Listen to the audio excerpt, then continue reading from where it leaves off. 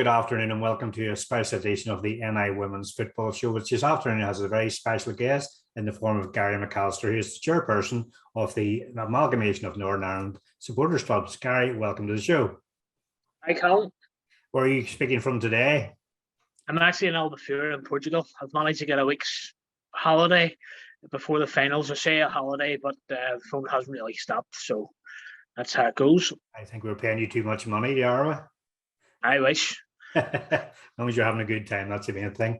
So, starting out, Gary, obviously you're chairperson of the Amalgamation of Northern Ireland Supporters Clubs. A lot of people will say, who are the Amalgamation? So tell us a little bit about them, about the history, what they do and things like that. So the Amalgamation was formed in early 1998, and it was a group of supporters clubs that came together because they felt that they would have more power as a collective voice when they were approaching the IFA on issues relevant to supporters. And the organisation has just grown from that point onwards. We're set with a peak of 73 clubs. We're sitting with 60 at the moment. And we have clubs right across Northern Ireland. We also have clubs in mainland GB, in Australia, Canada, the USA, even as far away as Hong Kong. So basically, we're entirely voluntary organisation. None of us are paid for what we do, and we just try to represent the interests of Northern Ireland fans. We never claim to speak for everybody, but we always do our best to help anybody who approaches us on any issue, whether it's just some advice or information, or maybe a ticketing issue they're having difficulty with. We would make representations to the IFA and try and sort of inform and shape policy when the IFA are making decisions. Obviously, we're only a few days now from the European Championships for the women, which is obviously a big step forward. You'll obviously be involved quite heavily in that as well. Yeah, so we operate at the Northern Ireland Fans Embassy, which is something we've done informally since 2009, since a game against Poland, which was in Katowice. And since then, we've just continued to do that on an ad hoc basis until we got to the finals in France, at which stage we received some funding from Stormont, and we're able to do it more formally around each away game. Fans embassies are European wide. The likes of England, Germany, and the Netherlands, they have fully funded posts, whereas we are volunteers. We get help to pay for the cost of travelling across to do the pre-visit with the IFA, which is very useful. We then put together all the information, share it, and then during the time when we're in, say for example, Cyprus recently, we've helped fans we've organised buses for the games for people to get them out to the stadium. And we've dealt with a whole host of things that you maybe wouldn't think about. The obvious ones are like lost passports, putting people in touch with how to get a replacement, and even something as simple as in Lyon during the Euros, there was a fan who needed to access a wheelchair because we were using crutches, and they found it quite difficult to get about. So we were able to source a wheelchair for them, and they were then able to find their way around the city much more easily. So there's a whole variety of things that we would do, but it's really just, as we say, it's by fans for fans. It's just there to try and help people. So you say, obviously, if fans are in Southampton and they come against an issue, you'd certainly encourage them to get in touch with yourselves to see how you can help them.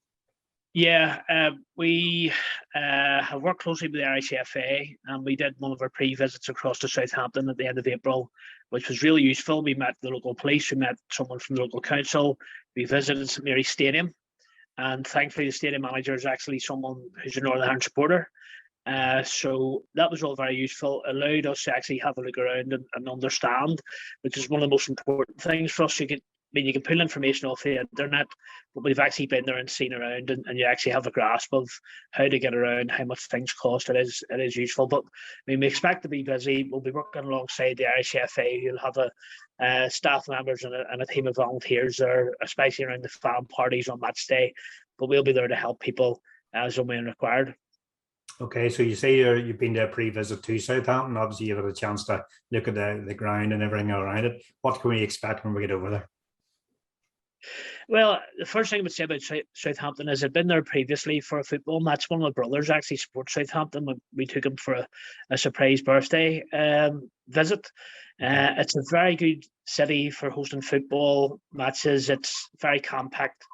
I mean, the coach stop, if you come in National Express or the train station, they're within 10 minutes walk from above Bar Street, which is the main place to be in Southampton. And you could probably walk from the train station to the stadium in about 25 minutes or so.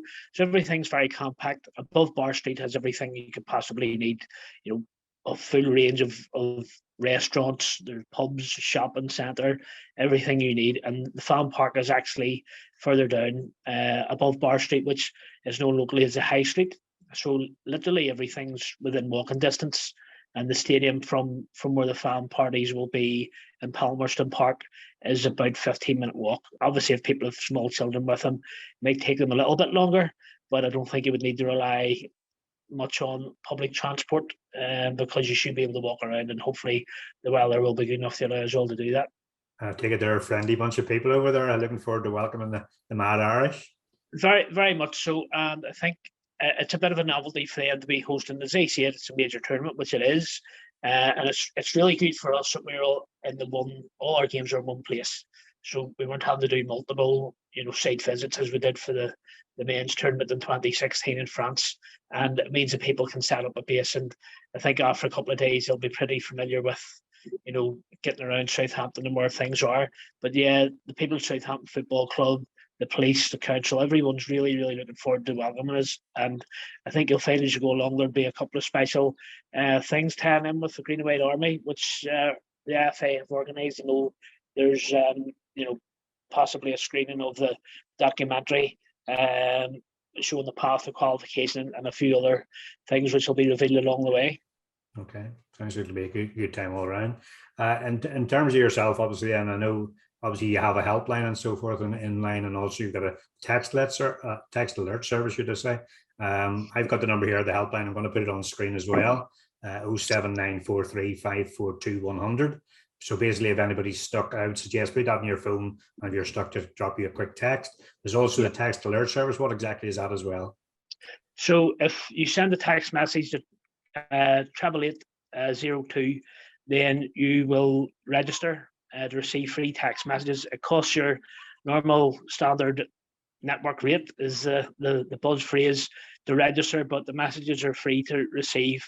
So, for example, in Kosovo for the men's game a few weeks ago, we received information on the day that people needed to have tickets printed off that they wouldn't work on your phone. So although we had sort of put that message around in advance of the trip, we did send out a text message just to make sure that no one had missed it. And with the good numbers, we had almost 100 people had registered for that number for the men's game in Kosovo. And it was very helpful because it was quite expensive to use your phone and to access the internet. So we were able to send out a text message, and it didn't cost anyone anything to receive that. So it may well be that we don't need to send any messages out, but it's another point of contact to have, because maybe not everyone will use their internet when they're out and about, and it's straight to people's phone. And if the phones get busy, you should still receive the messages okay. You did mention there about the phone, or should I say the tickets on the phone and so forth. What's the status in terms of the tickets in Southampton? So, which I found quite helpful, having attended the Super Cup game at Windsor Park between Villarreal and Chelsea, and I had first-hand experience of the ticket, and that was quite useful. If you've downloaded the app, then you will receive your tickets through that, and you'll just receive notifications advising you what you need to do. My understanding is that you activate your match ticket the day before the match, and then as you get near the stadium, your ticket will actually appear on your phone, and you then scan it. But I mean, when I attended the Super Cup game, I went in through Midgley Park, and it was literally halfway through Midgley Park towards the turnstiles before my ticket actually appeared on the phone. So I would advise people not to be panicking, but also another number worth mentioning is the AFA have a WhatsApp number where you can message them if you have ticket issues, which I would recommend people do that rather than sending an email, because you'll get a more prompt response. The number for the WhatsApp is 07454 226 821, and that's separated by Irish FA ticket and staff, and they'll endeavour to help with people's queries on ticketing as best they can. Okay. I've also seen a sort of indication in terms of flag size and things like that. There are a lot of people talking about wanting to bring flags to support the girls. Yes. So the two things to bear in mind are, firstly, the size requirements. There's a restriction of 2 metres by 1.5 metres, and also if you're bringing a flagpole, it can't be any longer than 1 metre in length and 1 centimetre in diameter. So obviously it would need to be quite small. The other thing is, there is very limited space to put flags up inside St Mary's, particularly for the England game where the match is sold out. So you can ask if you can put a flag up within the stadium, but you'll have to follow the directions of the stewards. And obviously, we would advise people that if the steward says no, then don't push it. Just unfortunately accept that that's the case. But let's see what we can do. In terms of any disabled supporters going to the ground, any advice for them? Yeah, so there's a very, very helpful UEFA guide.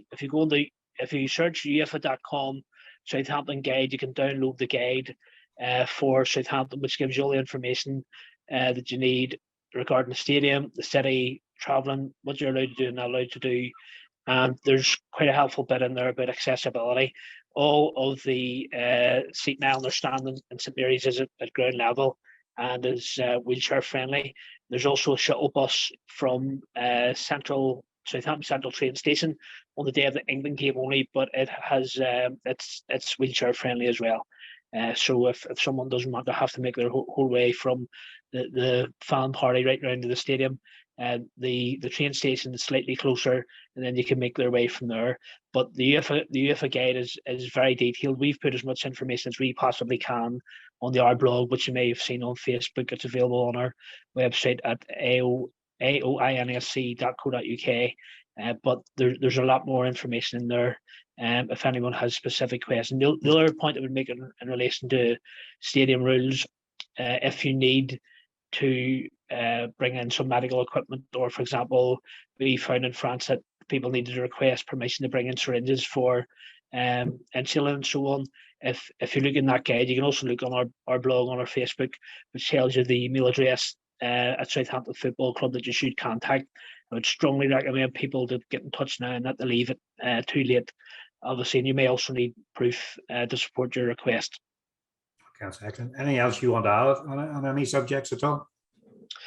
Not especially. Obviously, just keep your eye out for us. We'll be wearing a Northern Ireland Fans Embassy t-shirts. There'll be maybe 3 or 4 of us operating on the ground around the matches. We're working alongside Irish FA staff and volunteers, and I think it'll work very well. We work closely with the England supporters group, the Free Lionesses group, I think, and they're hoping to organise a sort of wrap-up party after the group finishes on the night of the England game, and details will follow. But if you see us out and about, come and say hello. A lot of people will recognise my face. Look out for t-shirts, and don't be afraid to get in touch. There's no such thing as a silly question. If there's something you're not sure about, get in touch with our Facebook page or text the mobile network number that we have, and we'll do our best to help you. If we can't answer it, we'll certainly try and point you in the right direction of someone who can. At the end of the day, we're all going to go and have a great time. I'm really looking forward to the tournament. I'm bringing my 8-year-old niece for the first game along with my girlfriend, and she's super excited. Her favourite player is Louise McDaniel. And I have to say, Louise did something for her recently, which was really fantastic. And it shows how engaging the girls are for their young fans. And, full respect to them. But we're all going over to get fully behind them. And hopefully we'll do well. Yeah, let's hope so. So basically the key message is let's go have a great time, but be sensible overall. Yeah.